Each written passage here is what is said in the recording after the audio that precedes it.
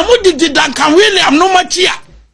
a omo na se so omo ya sofo a obia nim say odi kan kwa urobre adi tuo agije nkofo sika nyose sa sika nisha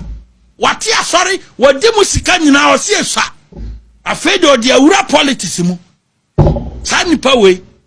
gefo ba no convince asofofo binum a onim omo man kan wasem Ghana de ebedi week no na atwa moment protect government no moment protect abai no mo bia nkoka ge hu asem who born dog Duncan William who are you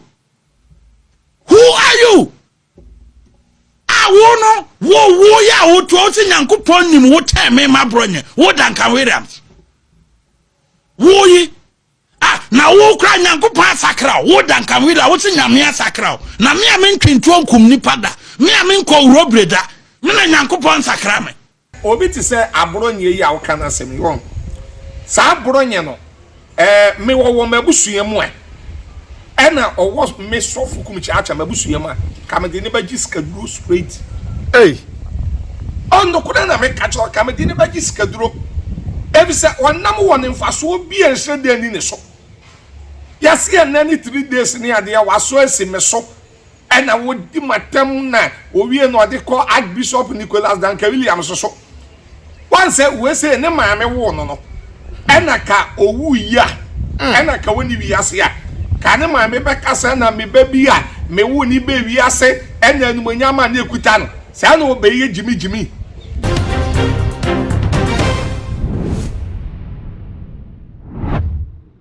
Abusia be na watching me the comedian so a Bono regional chairman Edema NPP mo ko me che kwa me bafo Abrony wa trendy ye pa ni nyina ene ensem ya wokeka e de fast openi Archbishop Nicholas Duncan Williams ene so fo kum chacha e hona se me no e ka se de kum chacha so e de reply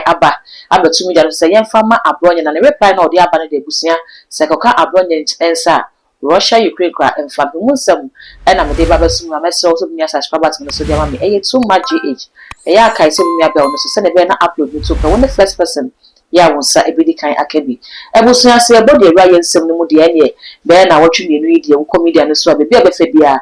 kwa me bafo Abrony e na obi hu ni nyina ene se wokotena wo hia TV na wokotena no studio ho na wo so microphone de ene wo se wo kokoden e de ma NPP amanyoko ni nti obi a osusu se woni NPP enya adwene de ene onu mienu de mugamu onu de besi eni e wo media no so wakasa ya maso pani Nicholas Duncan Williams edi ebepie mu e wo ni show no so ene ebusun ensem ya woka e de fast of pani hu de se wankasa de waso ene woni ti mi ntimi fama no enkasa ensem ne bi na mudi Duncan William no machia a omo na se so omo ya sofo a obia nim se odi kan kwa urobre adi tuo agije nkofo sika nyose sa sika nisha wati asori wodi mu sika nyina o se esha afede odi awura politics mu sa nipa we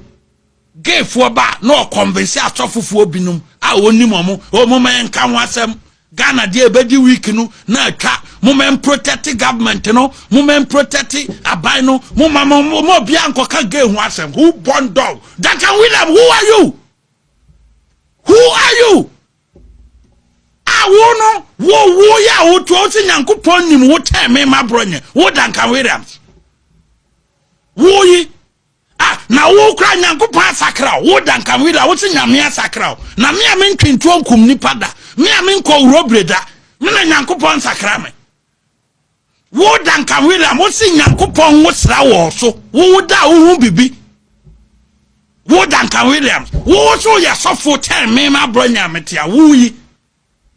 because of say me ni conquensa voice how to say father I command because of say me mo san kwase ampa ye nti me no me de nyame ni me because wo de otim bia ohinim mo mpene kwase ampa ye ni bi mbeto so ne mo nkyira manfo ne kwase ampa ye na oba oteatea mu no a onka nokora na odinam kroma se ye mama ha manko na 4 years don't mean fa nyahwe no mo fa meto so ne mo o wompa ye bi nkwase ampa ye bi producers mo hwehwe mra odisika na ne kasa mu no di bi so oso bi so de si so pani kum chacha eso na ebusia wo horo ni ye pa eno na akwakoto kum chacha na kachi no so ze Kwame wuchi no simidi no se ne sumo na ebe wo so pani kum chacha say Abrony enye nipa ono wo kana asem obeso so na se Abrony kwa wo nu kum chacha busu mu abusu aka kum chacha say wo de beji sikaduru sei e no kan asem no esify yo atefo anopa de enya difo kum chacha wo entem na na difo anopa mpapo de anode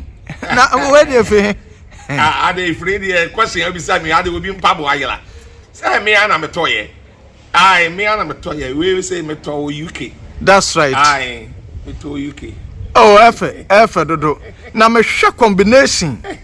anopa waye na me hwe wabati ene sane o ene mpabo ane so emache a na difo wabati eno so o fa na de kakra na da be me peja dade da in my life min peja dade da e wo mabrabom me de no meka se nyame na de che me eye ahweyie edidiyie min peja dade da eye achede ya obi hu mi aya na otum bi sa se sofukum chacha ade wo peja dade ana min peja bi da bi min peja bi da we dey nwanwa because sane obatina bo ana no susu nyina nyame na de ma na meka no na difo anopa de manya we mamimisa wo Abrony ade na no asiw so asopaw one aya sofopani Dr. Archbishop Duncan Williams na ade na ekoso sa on say ya ne nkrofo bebre nti sofukum chacha ase ya ne bi se mani ade ese mani ade hu say kuro bia wode etonwom senti na akọ Jamaica ye nton afi so aton afi wo Jamaica obeboka obi aye rasta ye kuro mu wa no wani anya den ade bia wo ye bia nipa besai no ande ya eti na sofukum chacha me mani ade mpa me ba social media so enye ne ache me ni Kofi Adoma no time enye ne pa enye ne kura se mani nya den akankwase afo na pa me afuri social media by one say obi ti say Abrony yi a wo kana semi won sa Abrony no me wo mabusua mu a na owo me sofukum chacha mabusua mu a kamede ne baji skaduro straight on no kuna na me kacho kamede ne baji skaduro ebisa wonam won mfaso obi enhede ani ne so yase enani 3 days ni ade ya waso esi me so ena wodi matam na owie no de call Archbishop Nicholas Duncan Williams so once we say ne maame wo no ena ka owu ya ena ka woni wiase a ka ne maame be kasa na me baby a me wo ni be wiase ena nu manyama na ekuta no say na obeye jimi ifo nseme ano de adabi say na wo obeye jimi what you say ne maame wo no ena ku ka ba say na jimi we ya na ka oba be na obi a waken semafa Archbishop Nicholas Duncan Williams so ho wake bia fa me ho party a wuwo mu no at the press statement about bonten say asema ukan ye no wonim ho hwe o watwe won wo fra asem no eno na sese wudasum yeso na hu se wagimi se wo kasa wo party kora nsopoto se wo kasa wo party kora wonye ntom eti ye kan obi a onim nyansa pa Abrony onim nyansa yese ye wo no ni tibo efom eti yade wo ni tirim ni tibo fom ti ama yade e wo ni tirim kakra Bishop weda na menim so obeto sabe kakra o dabi na Abrony once eno nam won so na wonya fete seme once on na ma na wachia etese banche ka wachia tese anwe ka eno de nam wo ne ade na once se nkwasiafo obi sei ena ya na obi so wase sofukum chacha ena wo ya na wodi ni patam na Abrony nam we atam di odi asofo mpanifo mi wadi matam last year ena ni 3 days so wase ya be start awo to mi kase me kora me ma me ko bo tutu wa Nigeria ena ye wo me owie ye ena odi ko Archbishop Nicholas Duncan Williams so what you say na Abrony no me ma no wone me ma ka tense mi hia na Michian face to face ya me bono face to face pa Dabitie Michian face to face ya na bono na papa na so left and right if you say wajimi wonim nyansa and Proverbs 18 says waso kwasia etisa Abrony na no mentokwaba na somo frɛfrɛ so toro Proverbs 18:6 and I can Proverbs 26 verse 4 wɔsi edu baabi akame mu kwasega ni na agimi sɛm wo John Popa 5 na wɔsi edu baabi yɛ bua no na wanyɛ nani so sɛ nyansani ti Abrony onim nyansa wagimi sɛ nane nanse oba yi obeso life be ye ni kwase video keken kwase kasem e de fa me ho eno na sa wo ba na wo be ka bia na jimi fuo bi so aturo ne kwase comment fa kwase comment ne ko uni mafutu a kotu obusu ya panifo wona wode mo kokofu akosi awoa age wu skadi what you say na Abrony we na mo wono mu yusu we de ma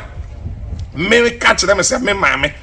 eti wo kan last year na 3 days wase aba be so gya foforo e wo me ho owie ya wo de ko archbishop so say archbishop Nicola Duncan Williams so ye an roba wase wo ye an roba yes utumi didi papa Duncan Williams atam so ye an roba